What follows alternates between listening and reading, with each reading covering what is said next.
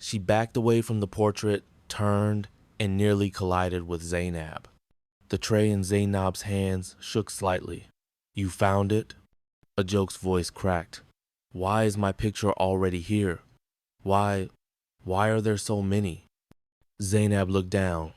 You're not the first wife. Chief Adagoke has married 5 women before you. Ajoke's lips trembled. What happened to them? Zainab said nothing. Instead, she turned and pointed down the corridor. At the end of the hall, a large black door stood tall, carved and locked tight with an iron padlock. What's behind there? Ajoke asked, her voice barely a whisper. Zainab's eyes filled with fear. That's the sacred room. Ajoke swallowed hard. And what happens in there? Zainab shook her head. Only Chief Adagoke knows, but every wife goes in there on the 7th night. Ajoke froze. Every wife? Zainab nodded slowly. Not all of them came out. That night, Ajoke sat in her room, knees pulled to her chest, staring again at the mirror. She could barely breathe. Her hands shook. She looked into the mirror. For a moment, her reflection looked off. The same position, the same face, but the eyes were sadder, worn, hollow. And then the reflection whispered something. Just a whisper. But it wasn't her voice. She leapt from the bed, knocking over the stool beside her. The room went cold. Outside, thunder rumbled though the skies were clear. Ajoke knew now that this marriage was no ordinary one. She had not just married a man. She had walked into a mystery, into a secret. And something inside this house behind that locked door was waiting for her. 7 days. That's what he said. And the clock was ticking. Ajoke barely slept on the 3rd night. Her heart was a storm of confusion, and fear was beginning to spread through her like poison. The strange portrait, the locked black door, the whisper in the mirror, the 5 wives whose stories no one would speak of. And now, the 7th day was getting closer. The next morning, she refused the breakfast Zainab brought.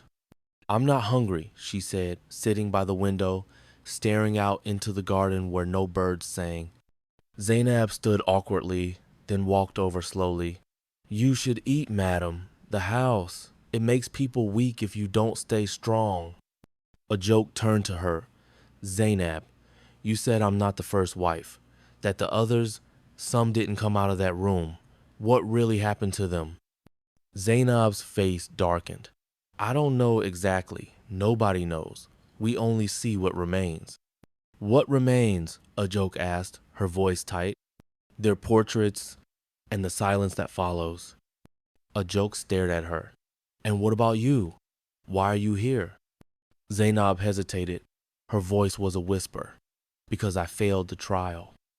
Ajoke blinked. You were a wife? Number I was chosen, but I never entered the room. I ran. But you can't really escape this house. Not once it has your name. I've been here ever since. Serving, watching. Then help me, Ajoke whispered. Zainab lowered her gaze. I'll try, but the chief knows everything, even your thoughts. With that, she left the room silently. Ajoke sat back, staring at the mirror across the room again. The same mirror that whispered her name. The same mirror that showed something else that night. That evening, the wind howled violently outside. Doors creaked. Curtains fluttered despite windows being shut. The house moaned like something ancient was trapped inside, twisting in its sleep. Ajoke lit a candle and sat near it, afraid of the dark. Suddenly, the mirror began to fog. Her breath caught. There was no heat, no steam in the room, but the mirror clouded over like someone had exhaled against it. And then, a shadow appeared behind the glass. Not hers. A woman, slim, tall, wearing the same white nightgown Ajoke wore now. Her face was gaunt, hair wild, and eyes bleeding. Ajoke froze, paralyzed. Then the woman's mouth moved. You mustn't let him take you. The mirror whispered in a voice layered with pain. Break the cycle. Burn the name. A joke stumbled back, knocking over the candle. Darkness swallowed the room. She screamed and ran to the door, flinging it open into the hallway. Zainab was there already waiting. You saw her? She asked. A joke nodded, tears spilling down her cheeks. Zainab led her back inside, lit another candle, and whispered, That was Iyabo, the last wife before you. She came to me too, after she vanished. A joke sat on the floor, shaking. What is this place? Zainab looked toward the ceiling. This house is a cage. Chief Adegoke is not an ordinary man. They say he made a pact with the gods of the dark forest years ago to remain wealthy, powerful, untouchable. A joke looked up sharply. What kind of pact? Zainab's eyes were haunted. Every 7 years, he must marry a pure-hearted woman, one who has suffered, one who has no family strong enough to fight. She becomes the vessel. He takes something from her, her light, her soul, her youth, nobody knows. But after the 7th day, she is never the same. A joke was breathing heavily now. And if she refuses the trial, she vanishes, or worse, becomes part of the house, like me. A joke touched her own chest, as if feeling for the light Zainab spoke of. You can still stop it, Zainab said quietly. There is a way, but it comes with risk.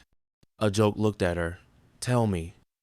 Zainab hesitated, then whispered, On the 7th day you must enter the sacred room before he calls for you. Alone, find the mirror, face it. The mirror holds all their voices, all their truths. It will show you what to do. Why can't I just run away? Zainab gave a sad smile. The gates won't open for you anymore. You belong to him now, until the trial is done. A joke stood up slowly, her knees still shaking. Then I'll go into the room before he does. Zainab nodded. That's the only chance you have. Later that night, a joke sat on the bed, watching the mirror again. It was still fogged, but no face appeared. Only silence. She reached under her pillow, where Zainab had hidden a small old key. It opens the sacred room, she had said. Only use it when the time is right. A joke held it tightly in her fist. 6 nights had passed, 1 remained. And behind that black door was the truth. Of the chief. Of the wives. Of the curse. She lay down, eyes wide open, and waited for sunrise. Morning arrived like a thief, sneaky, soft, and eerie. The sun shone, yes, but it carried no warmth. Birds chirped somewhere in the distance, yet they sounded out of rhythm, like something was terribly off. It was the 7th day. A joke woke up before dawn. Not that she had slept much. She had spent the night staring at the ceiling, listening to the house breathe. Yes, breathe. Because that's what it felt like the walls inhaled and exhaled when you weren't watching. She clutched the tiny key Zainab had given her tightly in her palm. Her fingers ached from holding it all night, but she didn't dare let go know until it was over. She stepped into the hallway barefoot. Every shadow looked darker. Every door seemed to lean closer. As she passed the corridor leading to the living room, she paused. All 6 portraits of the past wives now hung neatly on the walls. The one of her face, her pose had been added. She hadn't posed for any photo, but there it was. Her face, smiling, as if she knew what was coming. She turned her face away and kept walking. The black door stood ahead, tall and carved like the entrance to a forgotten shrine. Its presence alone sent shivers down her spine. This was it. She inserted the key. It was ice cold. With a trembling hand, she turned it. Click. The padlock popped open. The door creaked open slowly, like it hadn't been opened in years, though a joke knew it had. Chief Adegoke had told her himself, You'll understand on the 7th day. The room was dimly lit with candles that hadn't been lit. Yet, somehow, they burned. The air was thick with incense. A coppery scent lingered metallic and ancient. At the center of the room stood a low wooden altar covered in red cloth. On it were 7 framed photos on for each bride. Her photo was there too, but her frame was different. It faced down. Ajoke's chest rose and fell as she stepped closer. She reached for the photo, turned it over, and gasped. It was her, but not like before. Her eyes were hollow, her skin pale, her face not just expressionless, but lifeless. She dropped the frame and stepped back. Then she heard it, a low hum, like chanting, but not from a voice. From the mirror behind the altar. It had not been there before. It was tall, framed in gold, but aged like it had seen generations. Ajoke turned slowly. The moment her eyes met the mirror, everything changed. The candles blew out. The room fell into darkness. But the mirror lit up. Inside it, she saw the first wife, tall, regal, with tribal marks. She was screaming. Then the second wife, bleeding from her eyes. Then the third, her body covered in something that looked like dust or ash. They passed one by one, each woman trapped inside the mirror, calling out for help in a language Ajoke didn't recognize but somehow understood. Free us. End it. Burn the name. Then she saw the 5th woman, Iabothe, one she had seen crying in the mirror on the 4th night. She stepped forward in the glass, her hands pressed against the inside as if trying to break through. I failed, Iabo whispered, tears flowing again. But you can end him. Ajoke's throat felt tight. How? The candlelight reignited by itself. The mirror trembled. And then, Chief Adagoke's voice filled the room. You should not be here. She turned. He stood at the door. No footsteps had warned her. He had simply appeared. But something about him was different. His eyes glowed faintly red. His body stood tall, upright, stronger than a 70-year-old should. He was not smiling. You've ruined the process, he said slowly. Now the spirits are angry. Ajoke stepped back toward the mirror. What process? She demanded, voice shaking. The ritual, he said, stepping forward. You were supposed to stay in your room until midnight. Then I would bring you here, offer your image, transfer the burden, refresh my spirit, and you would forget everything. Ajoke gasped. You were going to take my soul? Chief Adagoke stopped. I was going to survive another 7 years, he said flatly. That's how it has always been. You should be honored. Her fist clenched. You used those women. I saved them from poverty, he snapped. They were dying in the gutters. I gave them comfort, food, a home. All I asked for was their soul. Ajoke looked around. The room began to pulse with a strange energy. The portraits on the altar shook. The mirror glowed again. Then a whisper. Destroy your frame. Burn it. Break the link. Ajoke turned to the altar, grabbed her photo frame, and looked at the chief. He was furious now. Don't! But it was too late. She ran to the candle, lit the edge of the red cloth. The flame caught quickly, rising in gold and crimson. She dropped the frame into the fire. The moment it hit the flame, a loud crack echoed through the room. The mirror shattered. Chief Adagoke screamed not like a man but like something not human. His body convulsed, twisted, and cracked. Ajoke fell to the floor, shielding her face from the blast of wind that exploded through the room. And then, silence. When she looked up, Chief Adagoke was gone. No ashes, no body, just his red cap on the floor, slowly burning. Smoke hung thick in the air, clinging to the ceiling like the last breath of something ancient and evil. The sacred room was silent, no wearily so. The mirror lay in jagged pieces across the floor, still glowing faintly before fading into ordinary glass. The altar had collapsed into ash, and the red cloth had turned to black embers. A joke lay on the ground, coughing, trembling, her wrapper soaked with sweat and smoke. Her hands were scraped, her body bruised, but she was alive. And Chief Adagok was gone. She stood slowly, her ears ringing, her mind spinning. Her first steps were shaky as she stumbled out of the sacred room and into the hallway. The house was changing.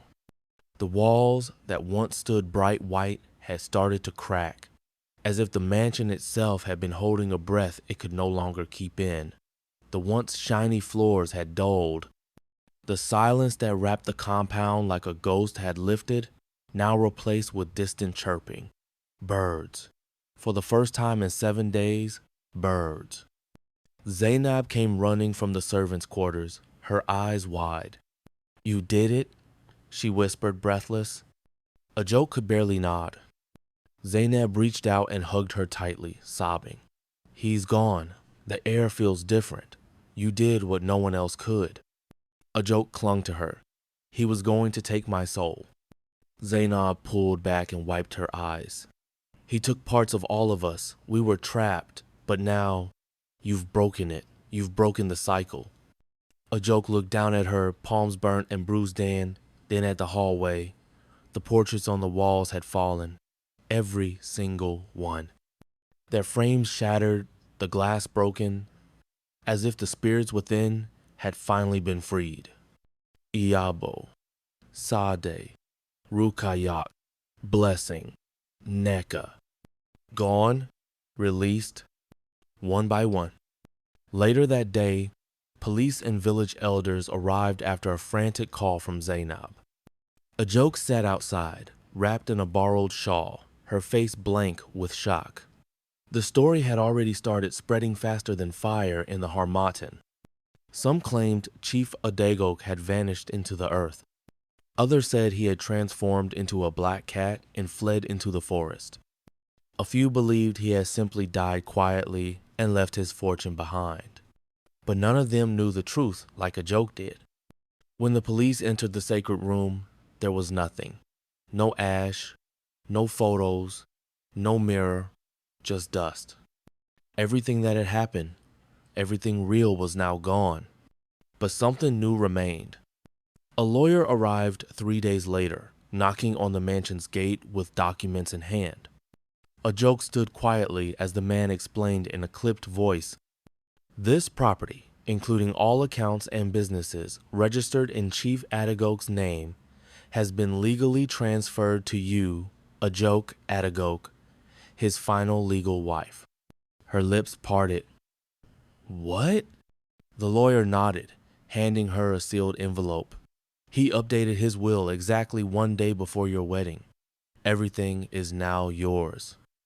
Ajok opened the envelope with trembling hands. Inside was a handwritten letter, short, simple. "If you're reading this, it means you survived. You are not just my last bride, you are my undoing. The curse is broken.